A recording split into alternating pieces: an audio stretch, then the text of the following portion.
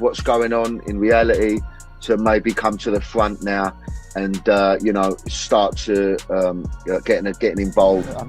I'm not surprised that many of them want a rerun. That isn't how our system works. There would be plenty of people who didn't want to see it. When was the last time you felt truly represented by a politician?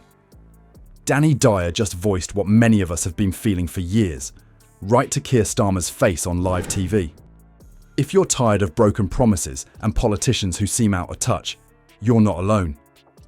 Dyer's confrontation might just be the wake-up call British politics needed. Before we move on, I'd like to ask you a small favour. If you appreciate this content, please take a second to like this video and subscribe to the channel. Over 98% of you watch the videos without subscribing. It costs you nothing, but it makes a huge difference to us. So, did you click the subscribe button? Great. Thank you so much. Now, back to the video. Many have been surprised by Danny Dyer's transition from EastEnders star to political firebrand. It's been a long time coming though, for those who are listening. Known for his tough-minded demeanour and Cockney charm, Dyer has been becoming more and more irritated with the status of UK politics. I feel we need some working class people that have lived a real life. Amazing opportunity for all of us. So we want to take this forward. We want people to feed into this. We're absolutely determined. Dyer has deep working class roots, having been born and raised in East London. He has personal experience with the hardships that many Britons deal with on a daily basis, such as unstable housing and the constantly rising cost of living. Dyer found himself with a platform and a strong desire to use it as his star in the entertainment industry grew. Dyer's unvarnished authenticity is what distinguishes him from the polished political establishment. Career politicians use well-crafted soundbites to skirt around problems, but Dyer gets right to the point. Despite his colourful language, millions of people who feel left behind by traditional politics can relate to his message. About Brexit. Yeah, quite. No one's got a fucking clue what Brexit is, yeah? You watch Question Time, it's comedy. Were you no clearer when Jeremy Corbyn... To turn Britain into a one-nation experiment in open borders. Global Britain. Dyer has gained admirers and drawn criticism for his prior attempts at political commentary. On live television, do you recall when he called David Cameron a twat? Or his impassioned tirade about the gap between working people and Westminster? Every time Dyer's remarks resonated with viewers weary of political doublespeak and went viral on social media. One should not undervalue the influence that celebrities have on political discourse. People pay attention when someone like Dyer speaks up. He simplifies politics by making difficult subjects understandable. Although he may be written off by critics as just another opinionated actor, his impact cannot be denied.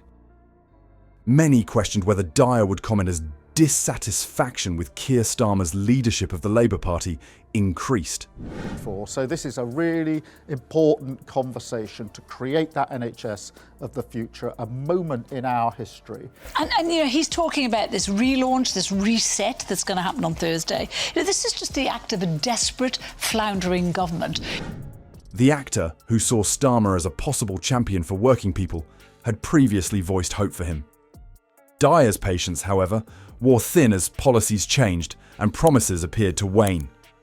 Confronting Starmer on live television was not a hasty decision. Dyer was aware of the dangers: rejection, mockery, or worse. However, his personal concerns were outweighed by his belief that someone needed to speak up for the average Brit. Tension increased as the cameras got ready to roll. Would Starmer's political background shut Dyer down, or would his gamble pay off? So what's happened to that David Cameron who called it on? Let's be fair. I think you're referring to our former Prime Minister. Can you guarantee the British public that that spend will be zero by the end of next year? People would be talking about the showdown for days to come. The audience held their breath as Dyer faced Starmer, knowing that something remarkable was about to happen. Viewers were taken aback when Danny Dyer addressed Keir Starmer in a way that is uncommon in political interviews. tension erupted in the studio as Dyer, who is renowned for his direct delivery, squared off against the Labour leader. Have he called all this on? Yeah. Yeah? He Called has it on. no regrets. Where is he? He's in Europe, in Nice, with his trotters up. Yeah? Where is the geezer? And then the final bit for this morning is the police indexing, the way that we count it across different police forces, because at the moment it's quite hard to get your... A working class hero was demanding answers from a politician who many believed had lost touch with reality. This was not just another celebrity appearance. Without any delay, Dyer questioned Starmer about what he perceived to be unfulfilled promises. As he cut through the typical political jargon, the actor's frustration was evident, compelling Starmer to address the actual problems that ordinary Britons face. It was obvious that Dyer had arrived ready, with information and first-hand knowledge that Starmer found difficult to ignore. Dyer pushed Starmer for tangible answers as the housing crisis took centre stage. How can there be plenty of homes when so many are unaffordable? Dyer made the demand, emphasising the gap between political rhetoric and the harsh realities that regular people must deal with. For viewers who had long felt that those in positions of authority were ignoring their problems, his impassioned claim that the housing crisis isn't just about numbers, it's about real people struggling to find a place to live, struck a deep chord. Starmer's answers became more defensive as Dyer persisted in his incessant probing. The Labour leader came across as vague and out of touch in his attempts to shift the blame to the previous administration. As long as Kelly's still there, of course. I've been watching it myself and I'm like, oh, my... Offence. Again, underreported, absolutely ruining of lives. And there are a number of measures that we are setting out this morning. Political pundits criticised Starmer for failing to offer tangible answers, a flaw that Dyer's direct strategy ruthlessly revealed. Dyer exposed the disconnect between everyday struggles and political spin as the conversation came to a head. Starmer was clearly uneasy as his raw voice of working-class annoyance pierced years of meticulously constructed political rhetoric. Many viewers had been anticipating this moment, someone finally holding a prominent politician responsible in a genuine, unscripted manner. Dyer's confrontation had an instantaneous and profound effect. Who knows what the future holds, you know? You never know. Maybe I will pop me nut back in one day, you know? Examples of AI and scans and radiologists working together to achieve much greater results. Plenty of examples. Clips of the exchange went viral on social media, with many people applauding Dyer's audacity. According to a commentator, what Danny Dyer did live on an air wasn't just bold. It was unheard of in a world where most celebrities play it safe. In addition to highlighting Starmer's shortcomings, the interview rekindled the debate about genuine voices in politics. After everything was said and done, it became evident that this was not another viral event. Many people were left wondering if this was the start of a new era in political discourse, because Dyer had tapped into a deep well of public frustration.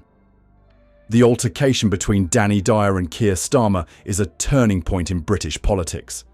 It's a genuine expression of working-class annoyance that cuts through the glossy exterior of politics. And it's not just about a celebrity criticising a politician.